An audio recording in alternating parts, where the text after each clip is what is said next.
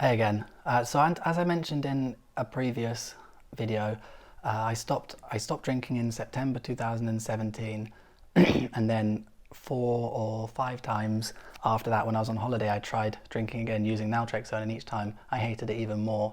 So the last time I drank anything was June 2018, and now today is May 2020. So nearly 2 years since I've drunken anything, and really I have no desire whatsoever to drink alcohol. None. I phased it out, and the first few things you're trying to undo everything you know about alcohol and everything you know about culture. Coming from the UK, our culture is very alcohol orientated.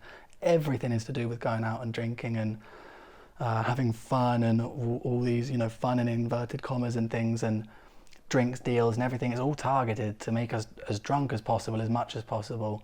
And so, I started having all these doubts and fears and things, thinking about what happens when I have children. How am I going to interact if I want them to play sports and I want to hang out with the other dads? How am I going to interact if I'm not drinking? They're going to think I'm weird. People are going to think I'm weird if I'm not drinking. And all of these different things that play through your mind and trying to convince you that it's a bad idea.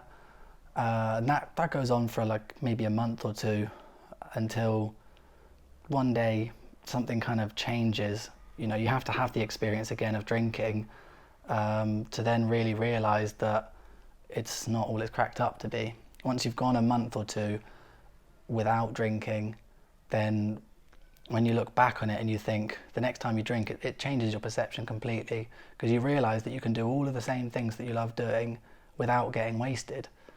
Like if you're a person that really loves wine or beer or something like that, go ahead, knock yourself out, have a couple.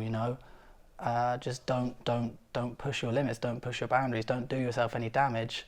Just do what you like, and try and do it with moderation. Obviously, moderation is the hard thing. So if you can't manage moderation, then you have to stop, unfortunately, until you learn how to manage it. That's the simple fact of the matter. Whenever you quit anything, you don't have to think of it as quitting for forever, because if you think like that, your brain will probably try and convince you not to. It'll probably try and convince you to give up. But if you just think of it as quitting for the time being, or stopping for the time being, or taking a break, then you can take each day at a time, you can take each week at a time, you can take each month at a time, you can take each year at a time. And after you've got through a relatively short period of time, which will be different for everyone, of course, once you've done that, it just changes your life dramatically. I never want to be one of these preachers or anything like that, because, as I always say, I encourage everyone to drink and to do as much fun stuff as they possibly can. Reward themselves with things they like drink and drugs and sex and things like that. Reward yourself with those things when you deserve it. Just don't ruin your life.